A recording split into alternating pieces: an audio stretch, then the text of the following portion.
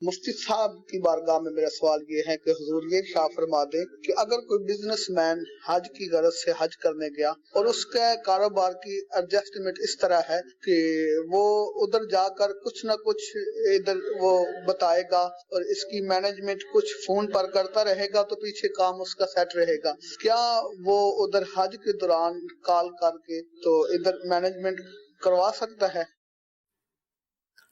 جی مفتی صاحب۔ اللہ جانتا ہے کہ نیت کدھر کی ہے، تو حج پر جانے کے لیے بزنس کی نیت نہ کرے۔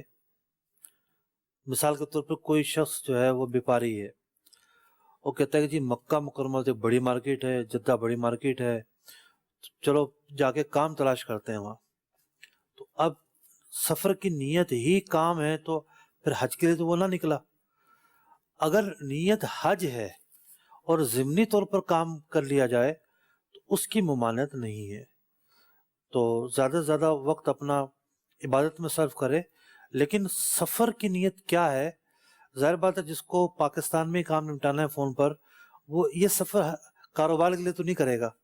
کاروبار کے لیے تو وہ کرے گا جس نے جدہ سے کوئی پارٹی ڈھونڈنی ہے، مکہ سے کوئی پارٹی ڈھونڈنی ہے، اس سے کام کرنا ہے، اور اس کی بھی نیت دو طرح کی ہو سکتی ہے۔ ایک یہ کہ حج ہی کے لیے جا رہا ہوں، اور کوئی مل گیا بندہ ایسا تو چلو کام بھی ہو جائے گا۔ تو حج ہی کی نیت رکھیں جبھی ثواب ملے گا۔